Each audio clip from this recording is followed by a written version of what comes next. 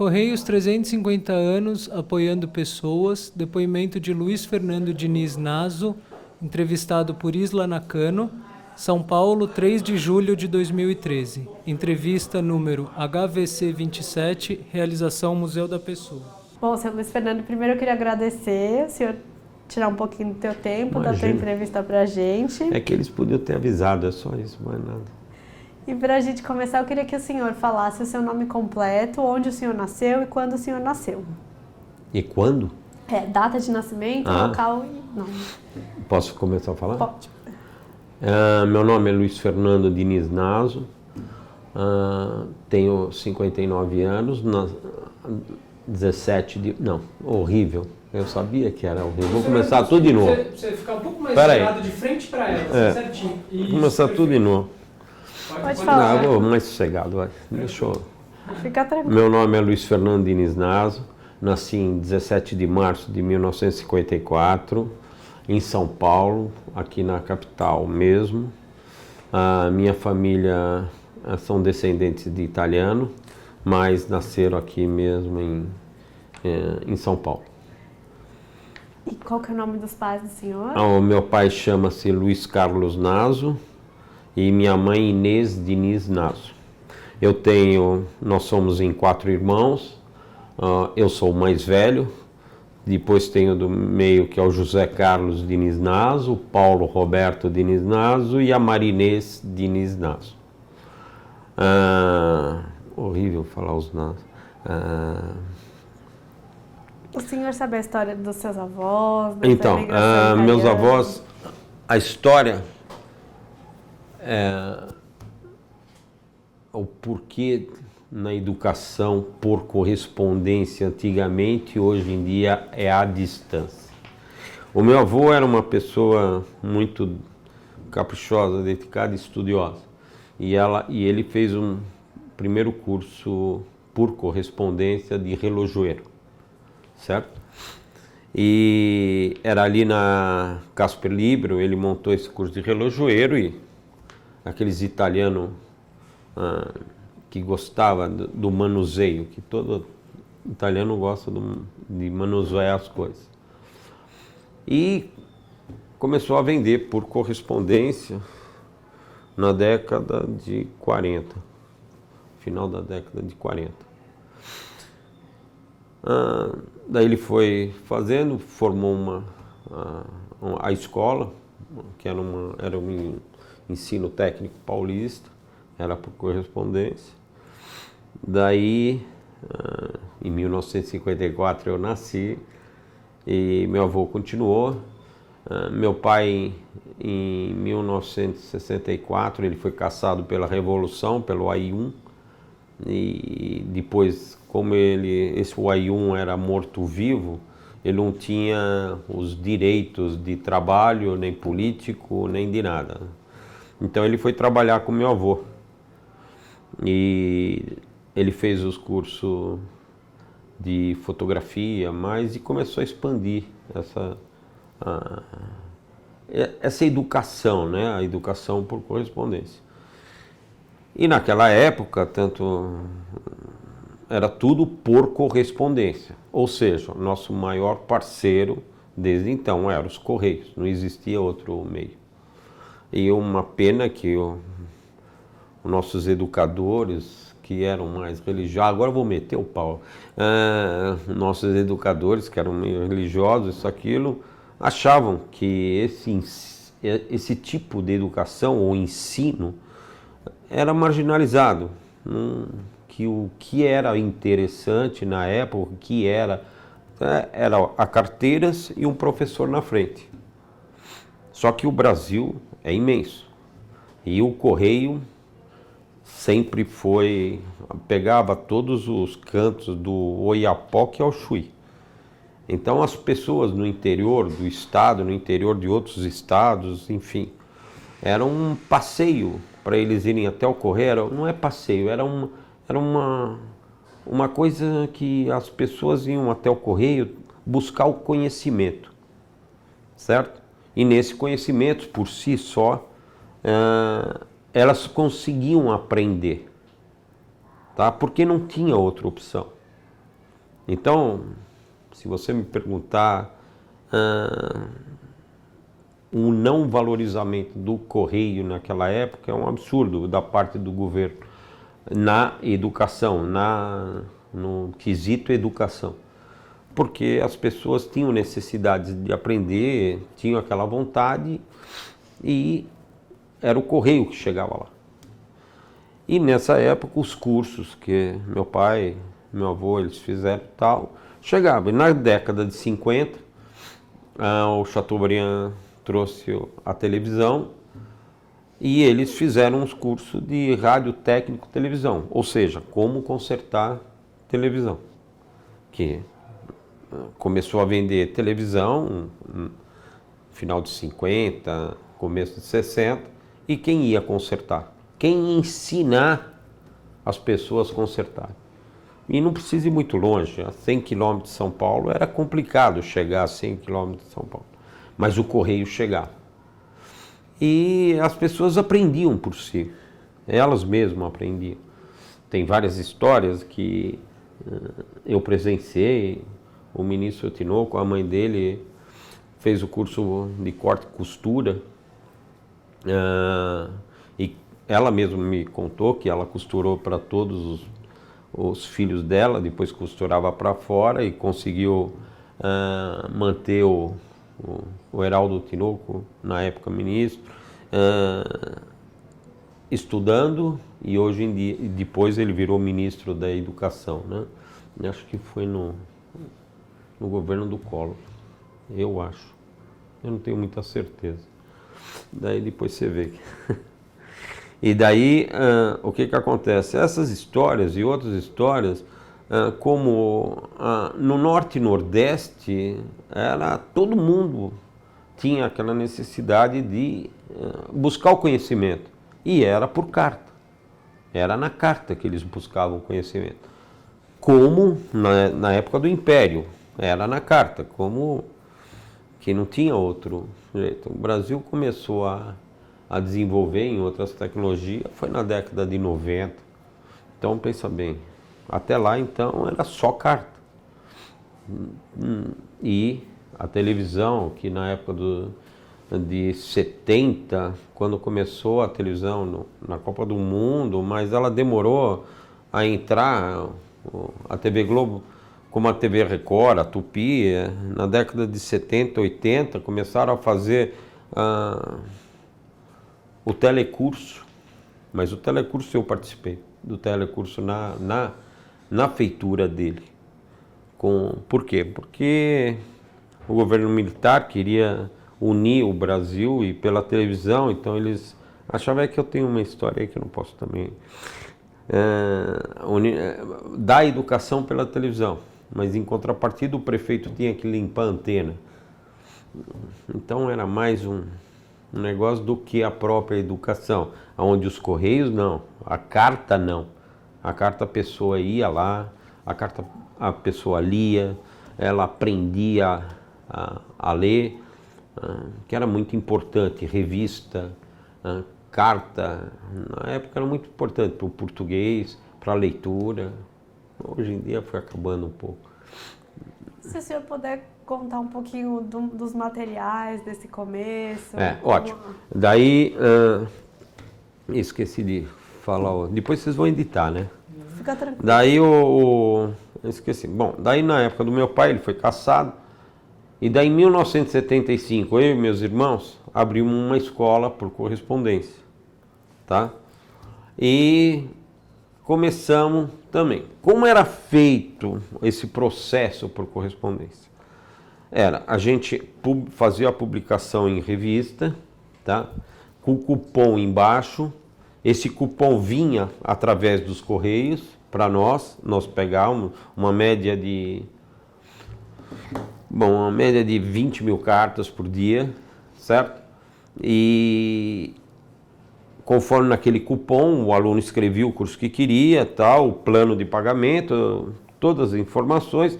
Nós mandávamos o material através, na época era reembolso postal, tinha também o vale postal, Tinha também que o aluno mandava dinheiro pela carta que a gente pegava para a gente despachar o material. E o curso era composto de apostilas e o kit relacionado àquele curso que ele queria. Vamos supor, corte e costura. Ele tinha as apostilas e mais a tesoura, a fita métrica, o X para tecido, tinha a régua para fazer os cortes. Então a gente mandava um kit completo para o aluno. Era um começo, não era um kit que ele ia fazer uma indústria de costura, mas era um kit que dava para ele começar o que ele tinha aprendido na apostila, a pegar o material e fazer o sua própria camiseta, ou sua própria camisa, ou a calça, ou o vestido. Isso era a base dos cursos. Todos os cursos do Instituto, a base era essa, eram as apostilas, o kit que acompanhava, que seria o material didático, e as provas que vinham na apostila, que os alunos faziam, mandavam para a gente corrigia e depois devolvia para o aluno. Então essa era a base da educação por correspondência, que hoje em dia se tornou a educação à distância. Infelizmente, naquela época, nós éramos marginalizados pelos educadores e que era um absurdo, né? Porque, como eu falei, os padres, a religião, o negócio deles era o professor e a sala de aula. Eles não permitiam muito esse tipo de educação, que infelizmente, era uma burrada na época da parte deles, porque na União Soviética já tinha ensino à distância, na França tinha ensino à distância, na Inglaterra tinha ensino à distância, que era Open University. Depois, após a Segunda Guerra do Japão, o japonês tinha sido destruído, então eles tinham que refazer, era tudo à distância, era tudo por correspondência. Teve uma época que o japonês era tudo por correspondência, porque eles tinham que formar o povo rápido para começar a gerar de novo. E no Brasil não, que os padres não eram muito chegadinhos, né? E assim no fundo eu participei briguei bastante pela valorização da educação a educação por correspondência.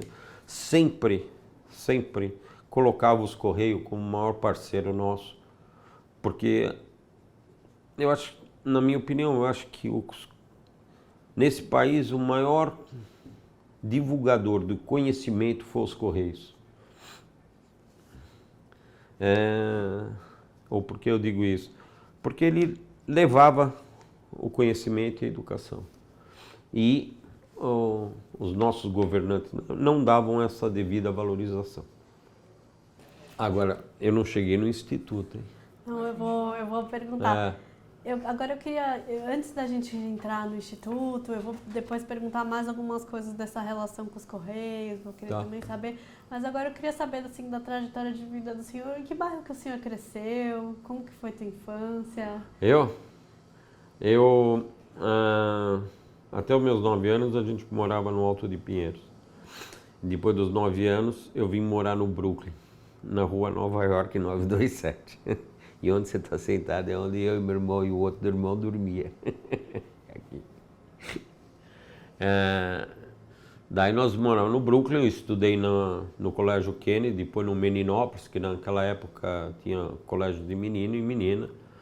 Depois eu entrei na FMU para fazer Direito, e daí eu comecei a trabalhar com a empresa que a gente tinha feito, eu e meus irmãos, que era Escolas Associadas, que era aqui mesmo, no fundo dessa casa, da minha casa dos meus pais, e estudava à noite na FMU, eu e o outro meu irmão, o José Carlos. Daí a gente foi crescendo com a escola, fomos tomando né, as dependências da minha mãe, e daí alugamos, saímos, e eu tive que parar. Tive que parar, não era um problema financeiro, não, é porque o trabalho consumia tudo. Então eu preferi ficar com a escola, trabalhar exclusivamente com a escola. E assim nós fomos indo, fomos crescendo, tal. Na época já existia o Instituto Universal Brasileiro e a gente era bem pequenininho perto deles. Portanto, nós começamos em 75, até 82 nós crescemos, saímos daqui, fomos para outra ali na Louisiana, depois fomos na Américo Brasiliense, e daí em 82 nós compramos o Instituto Universal Brasileiro, que nesse período também eu casei, tive 2 filhos, precisa falar isso? Pode ficar lá, fica à vontade.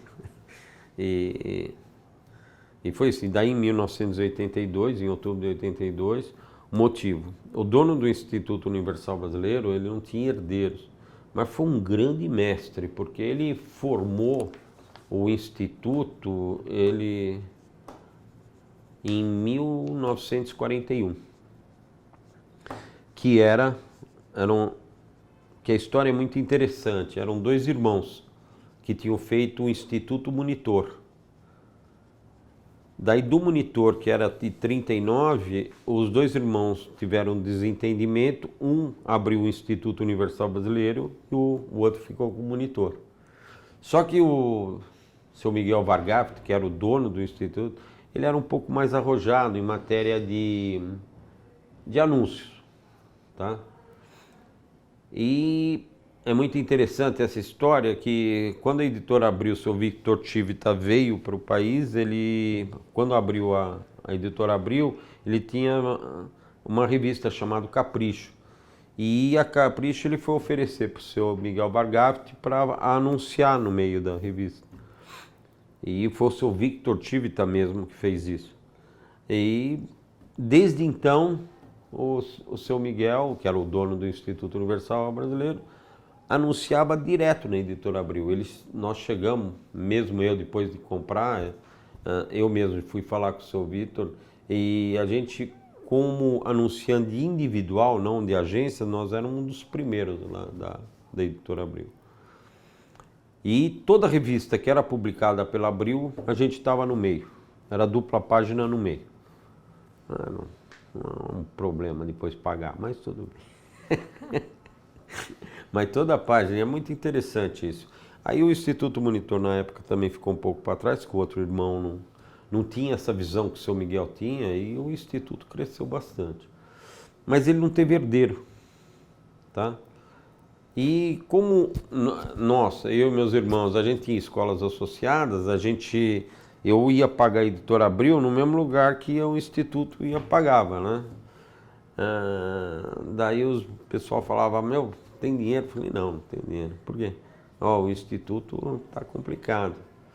Daí faleceu o seu Miguel, as pessoas que começaram a administrar não foram das melhores, e não sei por que cargas d'água, a viúva, a Dona Maria,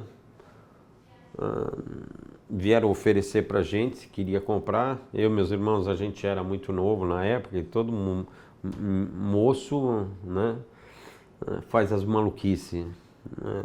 Não é que eu fui diferente de vocês, eu fiz as minhas maluquices. Daí meu irmão olhou para mim, olhei para ele e falei, meu, se a gente vender o que nós fizemos de 75 a 82, quantos anos dão? Vendendo tudo, você multiplica por 10 que vale o negócio, né? O I e o B. Mas vamos nessa, e compramos. E a viúva, a Dona Maria, encanou que queria vender pra gente, eu não sei porquê.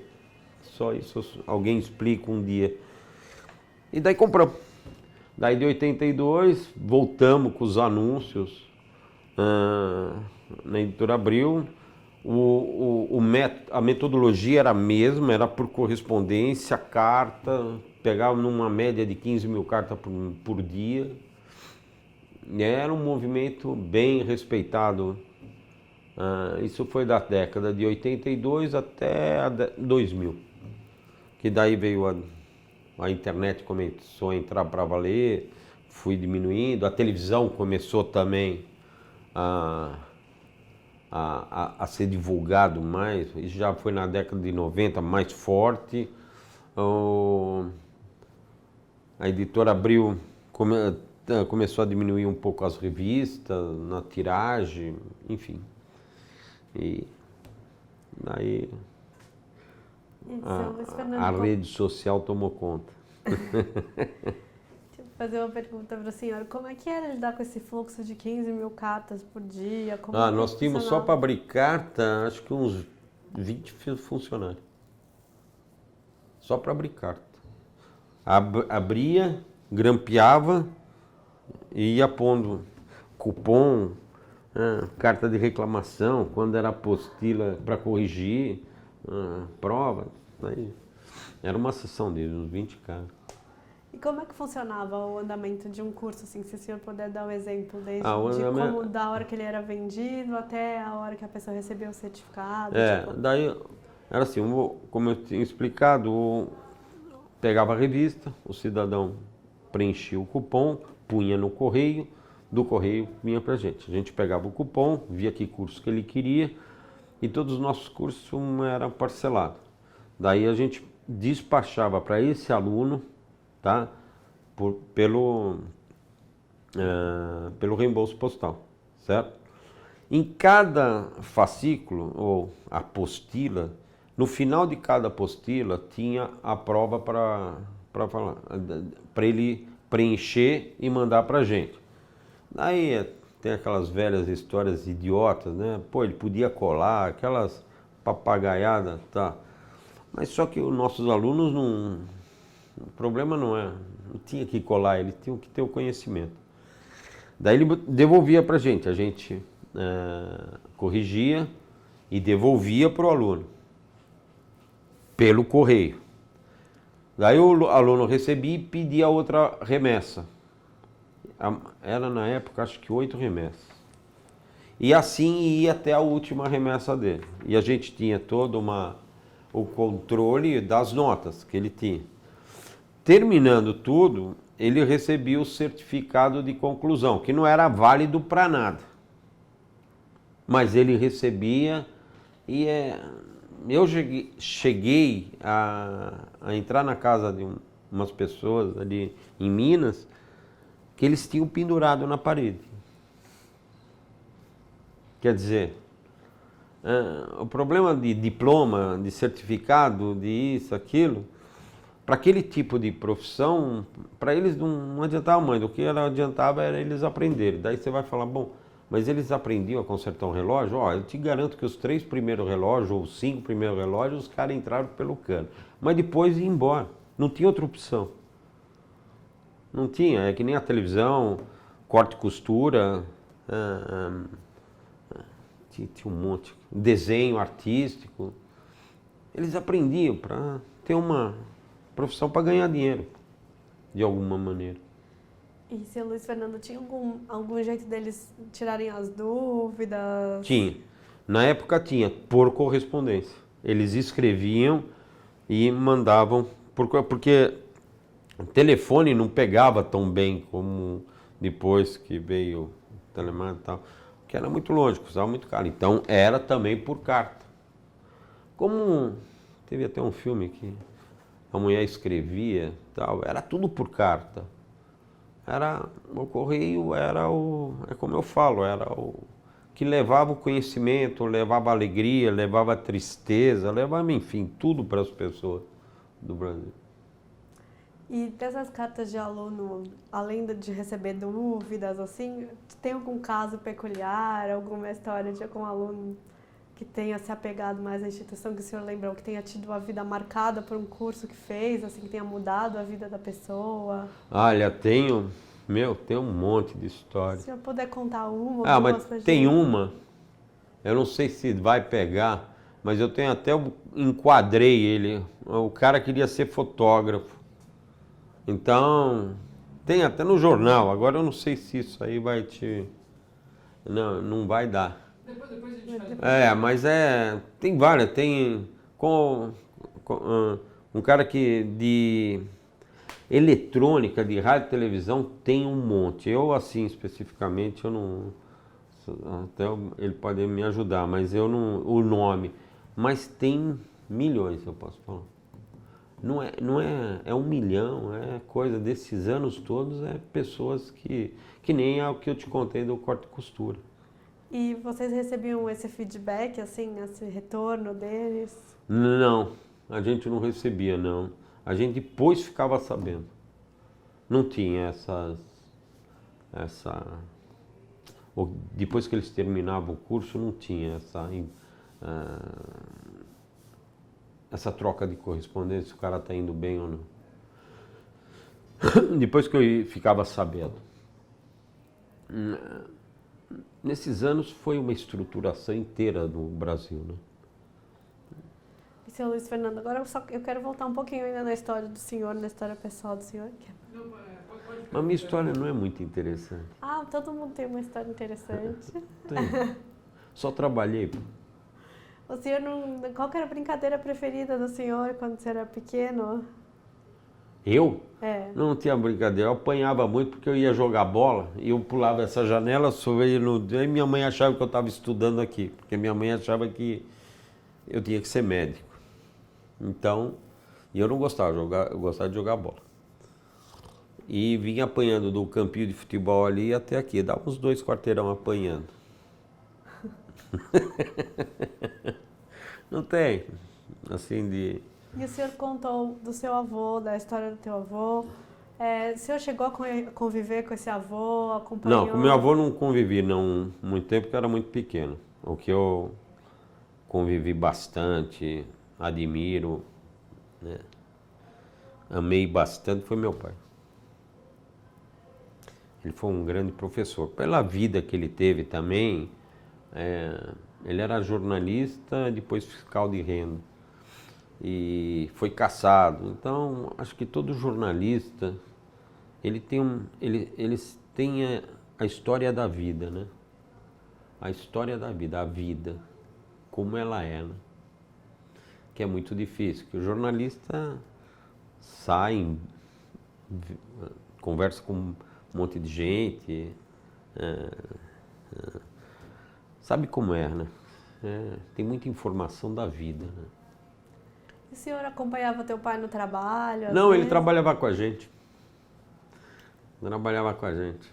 E a gente o respeitava tanto que a turma achava que ele que era o dono.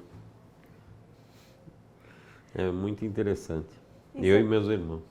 Seu Luiz Fernando, o senhor lembra das suas primeiras lembranças? Quais são as suas primeiras lembranças escolares, assim, de ir para a escola? Minhas primeiras lembranças na escola, no Kennedy,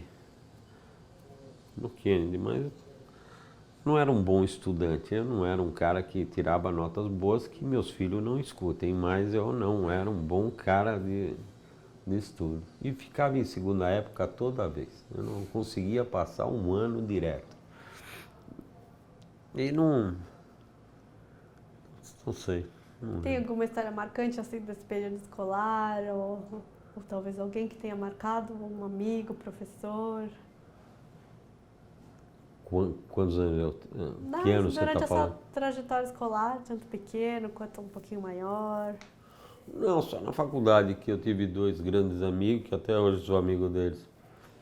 Mas como eu te falo, eu e meus irmãos, a gente trabalhava, a gente pensava na escola direto, desde os meus 18 anos.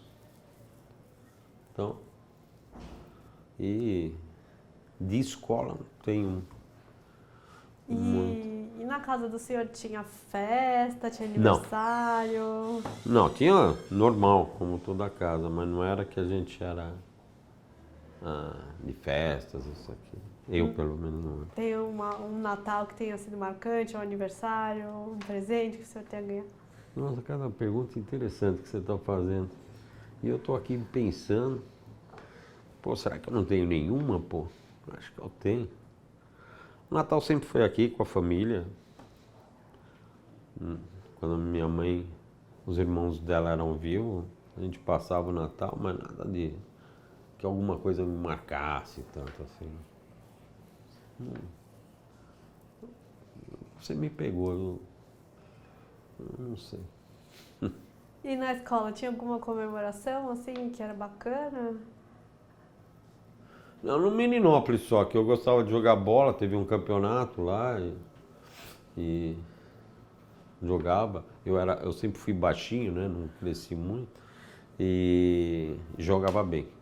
Mas era muito baixinho para jogar bola em profissional. Mas jogava bem, porque meu tio era do Parmeira, ele queria me levar, minha mãe quase matou ele. Não, isso aí não. E você não tinha festa junina na escola? Não, isso eu não ia, engraçado, né? Eu não ia, tinha, mas eu não participava muito. Muito interessante essas tuas perguntas. Eu não me lembro de... E já mais velho, assim, um pouquinho na adolescência, juventude, o que o senhor gostava de fazer? Na juventude, isso que eu te falo, sabe o que a gente gostava de fazer? Trabalhar. Eu e meu irmão, a gente trabalhava sábado, domingo. Como era só gente aqui, eu passei a juventude assim, arrumei uma namorada, que depois eu casei, então eu não fui, até eu falo para meus filhos, não entra pelo cano que nem eu. Então eu trabalhava, namorei e casei, com 23 anos. Então não tenho nada assim, que nem eu vejo meu filho, deve ter histórias, porque forcei ele a fazer curso, vai para cá, vai para lá. Ele deve ter, que história eu tenho? Trabalhei aqui, na educação por correspondência, para fazer. Meu pai era caçado, ele não podia trabalhar. Então, eu casei. Daí tive que trabalhar os dobros, né? Tinha que sustentar a mulher. Enfim. E fala pra gente algumas das conquistas que o senhor foi adquirindo durante toda essa trajetória da educação à distância, talvez do aprendizado. Não, a conquista que eu acho que foi assim, de luta sempre desde 78, que nós fomos lá em Brasília, quando começou um movimento foi o próprio Formiga, eles estavam já naquela em 78, já começando a chamar todo mundo para, depois eu fiquei sabendo, para começar a montar o telecurso. E todo aquele movimento para mim foi marcante, porque eu sempre lutei para isso, né?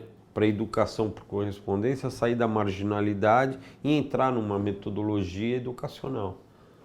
Porque eu sempre achei certo, né? E nisso eu sabia que precisava da política. Depois, não que eu adore, mas você não tem outro jeito. Que eu sempre falei para o meu filho isso, aquilo, eu falei, ó, já há uns anos, agora que eu adorei essas passeatas da molecada, vocês têm que integrar mais na política, que ninguém gostava. Por quê? Porque a classe média se ausentou um pouco da política. Infelizmente deixou a política na mão de meia dúzia, e para você fazer uma chapa, você pegava qualquer cara que era analfabeto e punha na chapa e de repente saiu um deputado, e olha só o que deu. Até o dia que essa geração de vocês foi e a turma foi para a rua. Espero que em 2014 tenha uma renovação de 80% naquele congresso. Mas era isso, tudo precisa da política, você vive de uma política, não uma política efetiva, mas tudo é uma política. Então eu comecei a participar mais dentro da política, só que naquela época a gente era o governo duro, então era a ditadura, o governo forte, sei lá como é. E a gente não tinha muito espaço, eles não davam muito espaço. Então as passeatas que tinha, direta já, eu participava, tal, me integrei muito no partido do Roberto Freire, do Arnaldo Jardim, era meio... E nisso eu fui conseguindo. Depois conheci a turma do Paulo Renato, do Fernando Henrique. Daí o Paulo Renato, quando entrou no governo, em 86, né? Em 86, daí eles soltaram estava 10 anos já no Congresso, a nova LDB, a nova legislação da educação. E no artigo 80 beneficiava a educação à distância. Então nós começamos a sair da marginalidade. E quando o Paulo Renato foi para ministro da Educação, como estava no Congresso, teve muitas modificações no projeto da nova LDB. E uma delas, o artigo 80, também, não é que foi, mas falaram do Instituto Universal. Um dos itens, não é exclusivo, mas um dos quesitos do artigo 80 era o Instituto Universal. Como o Instituto Monitor, enfim, era a educação por correspondência tomando fôlego. Daí começou a vir internet, isso, aquilo, tá. Infelizmente a educação nessa política, desde 96, que foi 96 que foi homologado, começou a guerra do setor privado nesse negócio, porque a turma achava que eu ia tirar muito aluno, e não é nada disso. O que a educação à distância faz é para fora da idade escolar, onde nossos educadores deviam se preocupar na idade escolar. É a minha briga hoje em dia, que infelizmente o conselho é formado por vários empresários da educação particulares, e eu não concordo com isso. Eu concordo que o governo tinha que ser rigoroso na idade escolar. Para que ele vai se meter fora da idade escolar, se ele não tem competência na idade escolar? Fora da idade escolar, que é a nossa média de aluno aqui é 28, 30 anos. Você acha que um cara de 28 anos vai voltar para a sala de aula? Não, fala sério. Não, né? Hoje em dia tem o raio da internet, você estuda sozinho, certo? Vai fazer um exame presencial, se passar, passou o certificado e arrumou o problema. Concorda? Agora não. Então toda essa luta que veio desde aquele tempo, dos milicos, milico não pode editar milico. É sempre essa luta pela educação à distância, que foi graças a Deus, pelo menos eles, agora não sei se foi eles que deram ou a internet que impôs, entendeu? Se é o computador que impôs. Agora, seu Luiz Fernando, o fluxo de envio de materiais para os alunos, assim, até da metodologia de vocês, como funcionava, teve algum serviço dos Correios que apareceu, que facilitou esse envio? Todos facilitaram. Não era um só, não. Você mandava pelo reembolso postal, você mandava pelo vale postal, quer dizer, todos facilitavam. O Correio... Tem gente que não gosta que fale nisso, mas o Correio era uma coisa até 64, 65, 66. Era um Correio absurdamente, que aí que meu pai conta as histórias, que era uma loucura. Era desorganizado, não sei o que e tal. Entrou o governo forte, eles estruturaram o Correio como nunca se viu na vida. Todos esses prédios, Jaguaré, Rio de Janeiro, Central, tudo época do governo forte. E eles comandavam e colocaram o Correio numa situação de despacho, de recebimento, olha, num nível muito bom mesmo. Aí eu posso até contar casos que me aconteceu mesmo, né? Vamos supor, Coronel Iama, que tomava conta aqui de São Paulo. E daí teve um dia que eu discuti com uma gerente aqui do Correio, aqui. Ele me deu um castigo de 1 mês que eu não podia despachar nada. Ou seja, ele no dedo me cortou 30 dias de despacho. E daí ele veio me buscar, mandou vir buscar o exército aqui com o jipinho, e depois mandou vir o jipe vinho, depois de 30 dias, perguntar se eu tinha aprendido. E daí foi 30 dias. Mas o correio, quando o coronel andava lá na cidade, o Coronel Yama, onde era, não era no Jaguaré ainda, o centro, não existia o Jaguaré, você não encontrava uma carta, um papel no chão. A carta era uma coisa, não que ele esteja errado, ele estava certo, que a carta era pessoal, individual e tinha que ser tratada da melhor maneira possível. Quantas vezes eu vi o coronel andando no corredor e eu tinha que ficar quietinho, lógico, né? E dando... E o correio mudou da água para o vinho. Que era de Brasília. Ele revolucionou também, fez colégios para... Ele colocou o correio mesmo, eles colocaram o correio mesmo em alto padrão. Não gastou mais que a FIFA, mas tudo bem. Mas foi essas histórias que hoje em dia eu lembro assim, lembrar de coisa da escola eu lembro bastante. E o senhor, nesta casa que o senhor morava, né, aqui, o senhor recebia correspondência, seus pais recebiam correspondência? Sim, sim. Lembra de alguma carta que o senhor tenha recebido que tenha ficado... Não, eu namorava uma menina do Guarujá e era só por correspondência, né? A bolsa demorava 8 horas, porque não tinha Piaçaguela.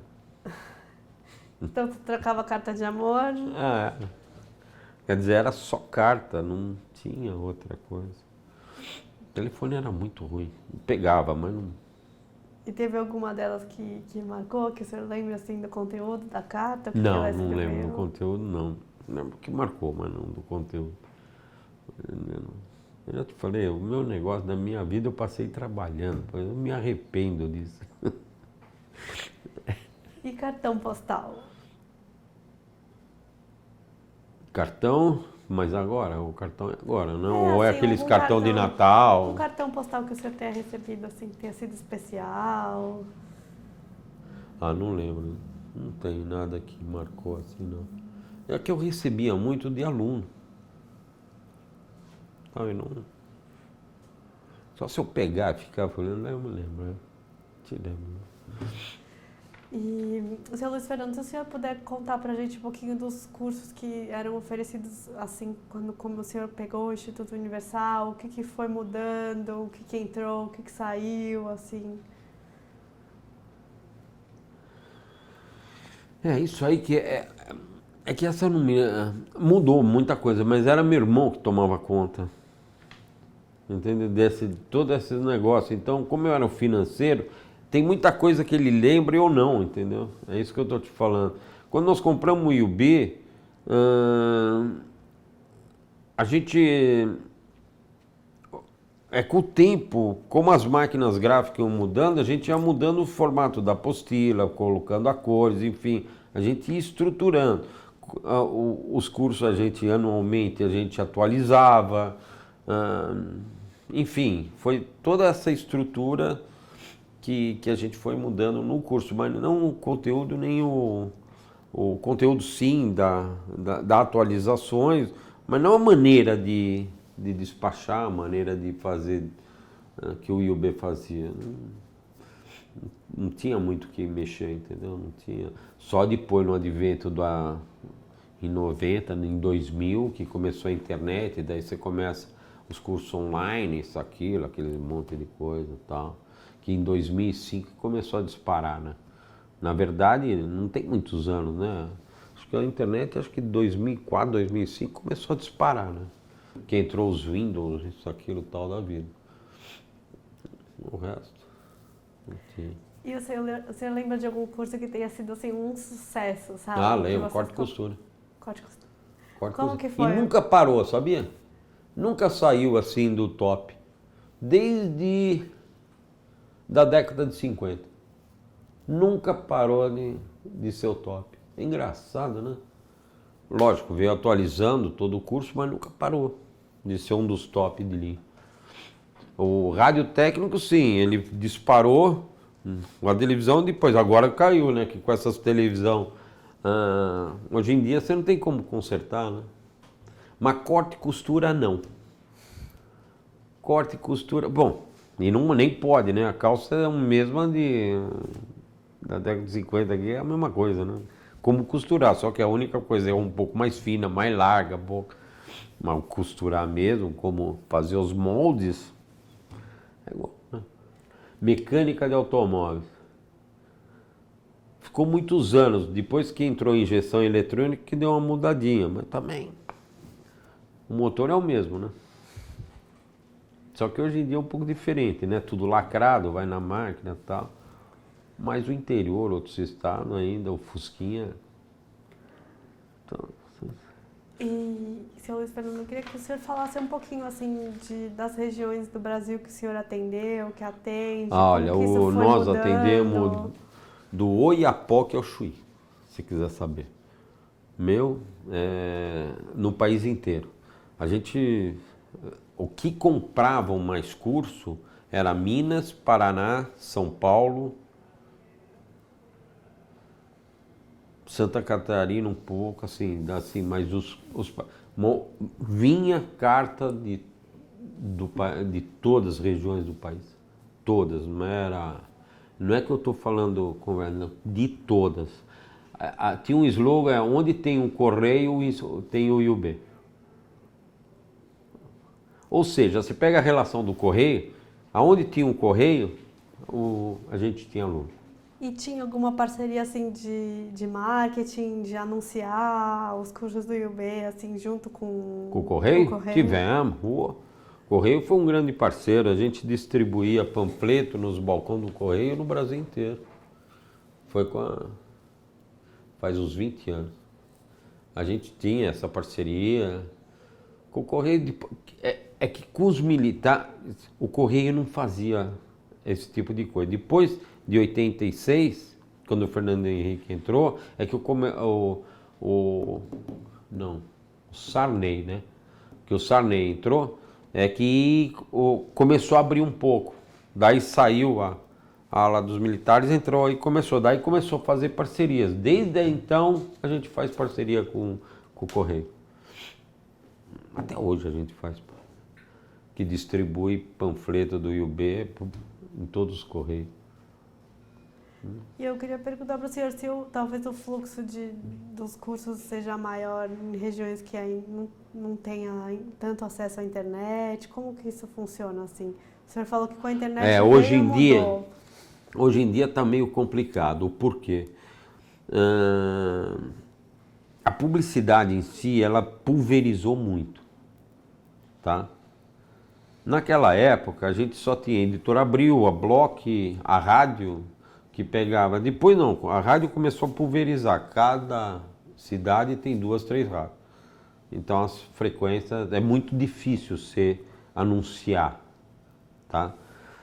As revistas, a mesma coisa. Caíram muito a tiragem e também tem regiões que ela não está pegando.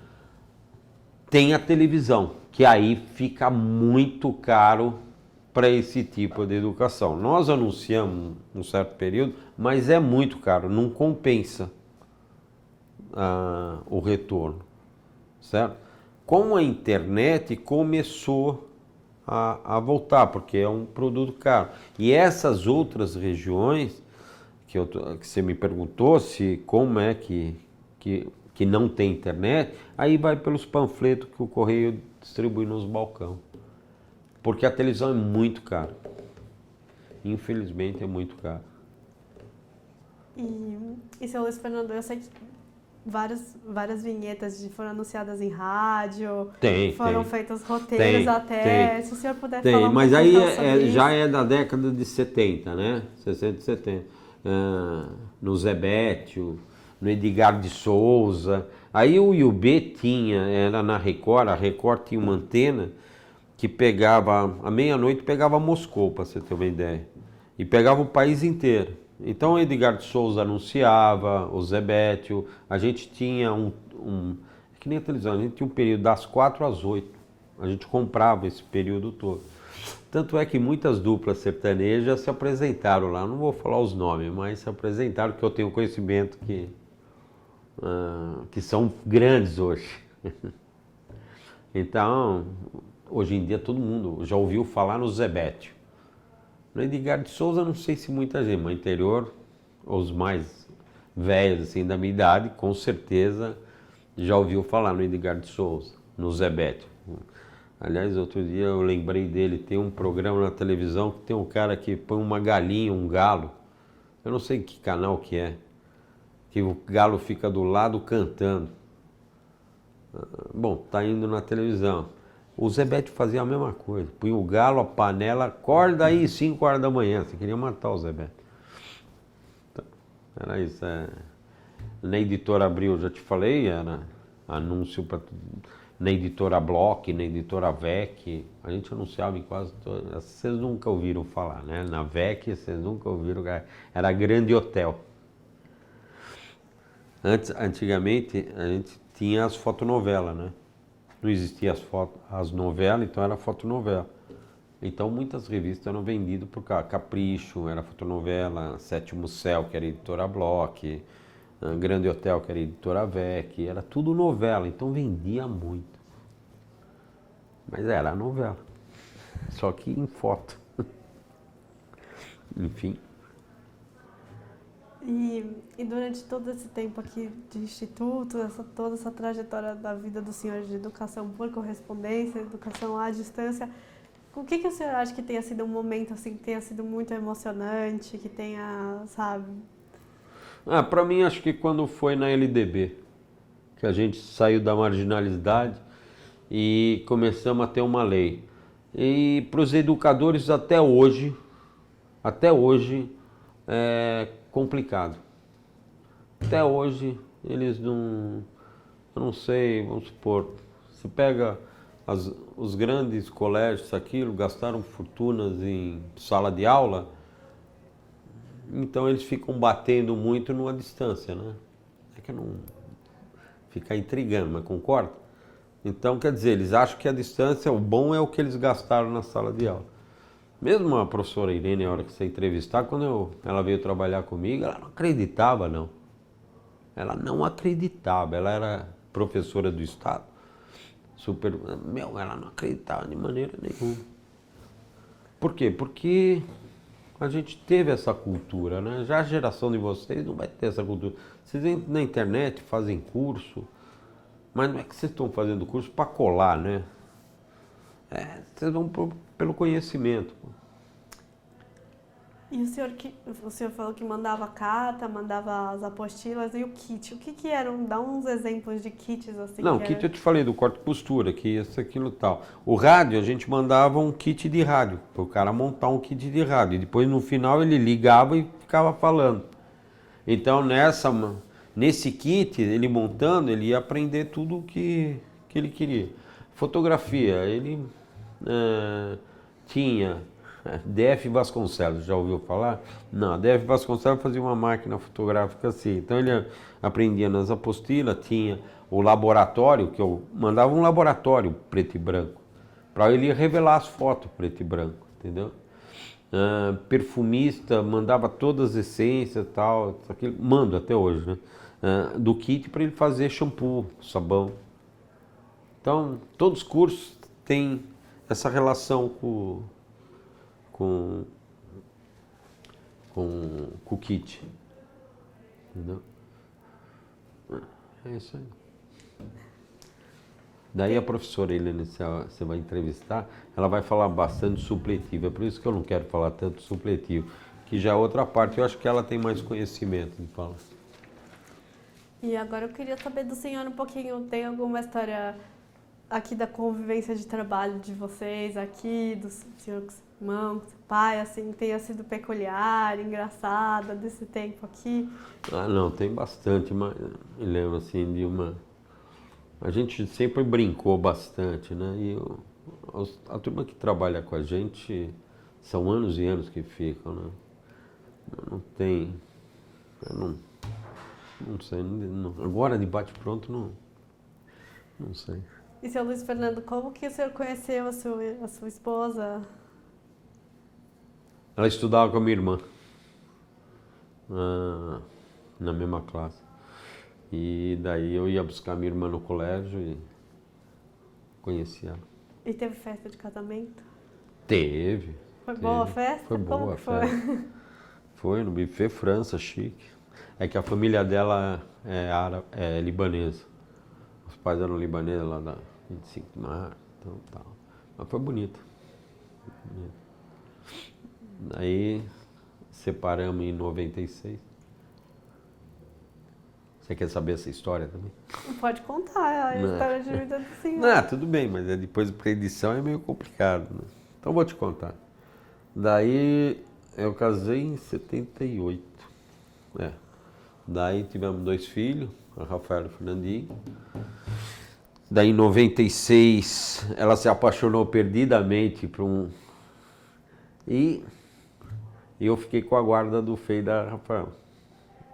E o Fernandinho tinha 7 anos e a Rafaela tinha 17. Daí, paixão, você sabe que é uma paixão a paixão é durável, né? Ela tem uma duração. E foi viver, certo? E na época, como eu era só trabalhava negócio de família, eu fiquei com os filhos e tal, na boa, mas nunca mesmo. Sempre fazia força pro Fernandinho e a Rafaela verem a mãe. Nunca, a família dela é muito boa, não tem nada. É lógico que a gente sente, mas que vai fazer? É a vida, né? Lógico que eu passei, não que eu dava pulo de alegria, mas passei um período meio complicado. Passou, aprendi um monte de coisa e fui na boa. Não que... Infelizmente, a vida é assim. E depois eu encontrei uma moça que era casada, tinha 2 filhos. Daí eu propus para a gente ficar junto, na boa, mas cada um morando no seu apartamento. Que eu não achava legal. A nossa responsabilidade é dos filhos. A gente já teve, então eu sempre preservei a individualidade e o espaço deles. Eu já tinha vivido, eu não podia impor certas coisas que eu sabia que ia mexer muito. Eu já mexi muito com eles. E estou junto com ela até hoje. Assim, e daí eu falo para todo mundo, ó, quer dar certo um casamento, vive separado. É isso, a história é essa. E como que foi para o senhor ser pai? Fui pai com 23, 24 anos. Na boa. Fala um pouco dos filhos pra gente. A Rafaela mora em Bragança. Ela é casada, eu sou avô já, né? E o Fernandinho, como eles têm a diferença de 10 anos, o Fernandinho agora começou a trabalhar, né? Tá num banco, ele fez o IBMEC e agora primeiro emprego do bicho lá, né? Ele tá... Mas os filhos são maravilhosos. Não tem... Trabalho todos dão, né? Todos dão. E, seu Luiz Fernando, o que o Instituto significa para o senhor? O que ele significa? Não é só o Instituto, é escolas associadas e Instituto. A minha vida.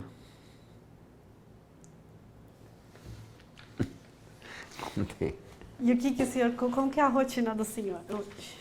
Eu?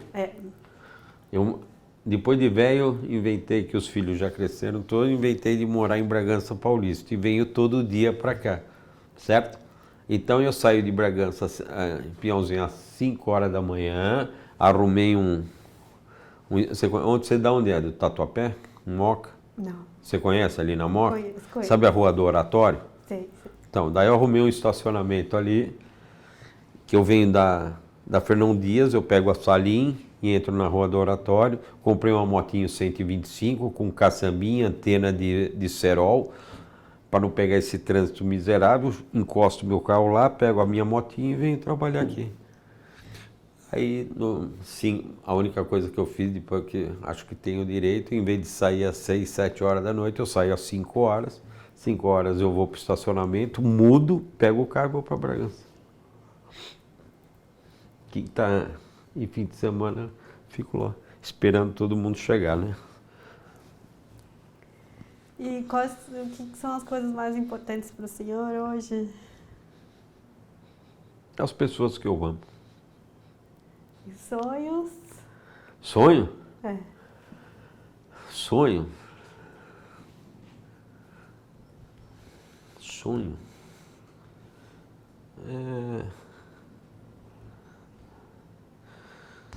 É ver se o conselho para de encher o saco, eu paro de trabalhar sexta-feira.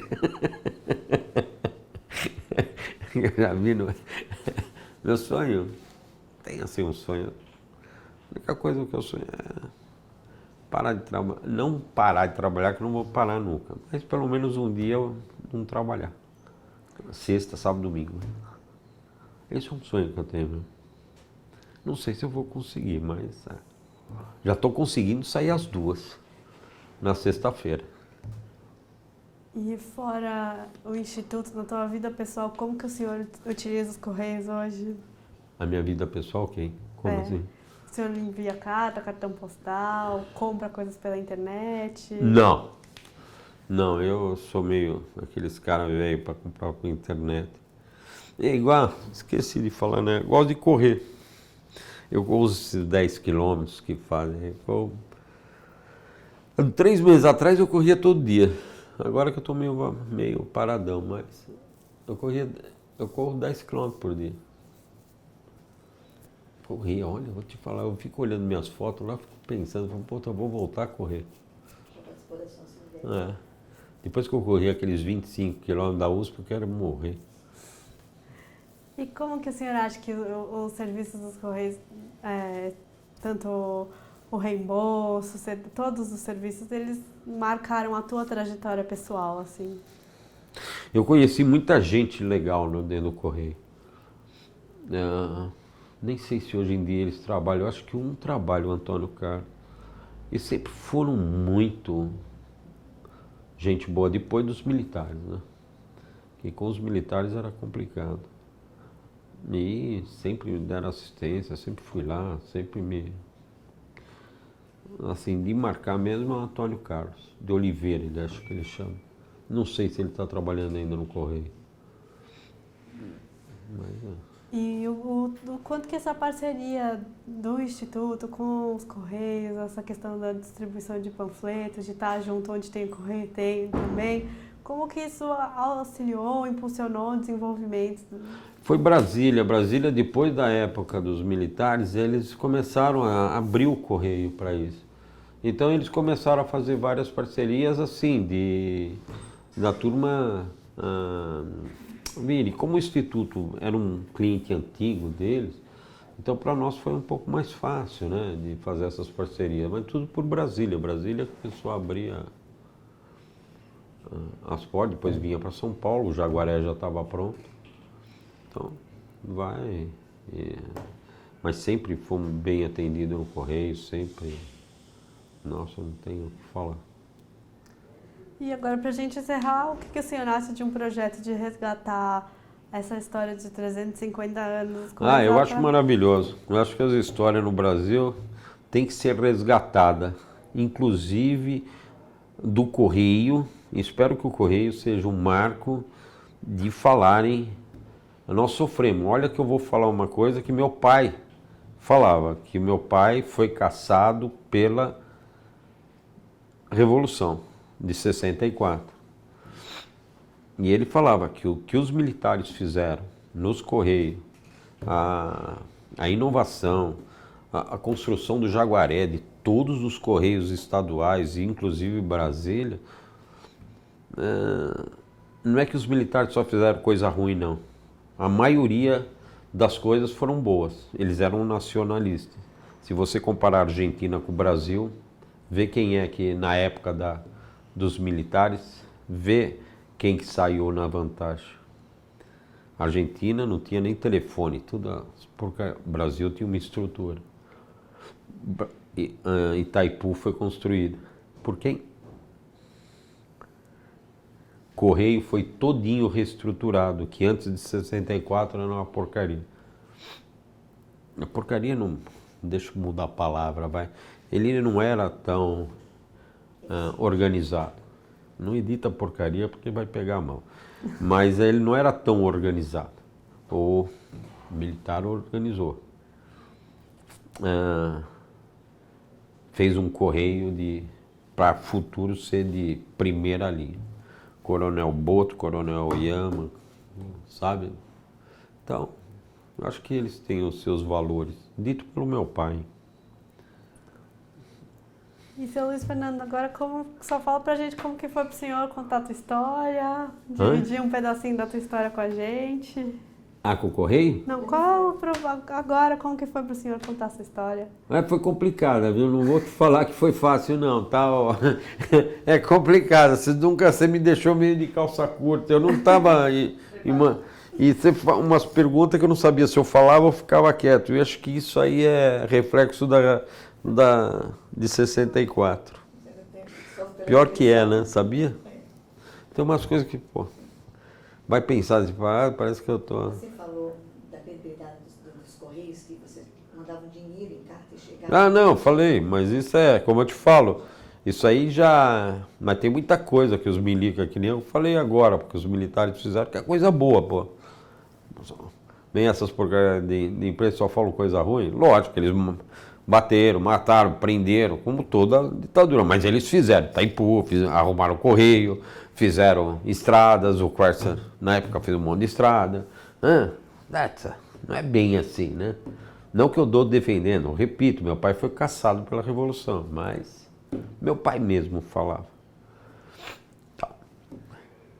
Bom, seu Luiz Fernando, então, em nome do projeto, eu queria agradecer Muito obrigado por ter tirado um pouquinho do teu tempo. Como é que você me deixou? Tá bom? De calça curta me deixou.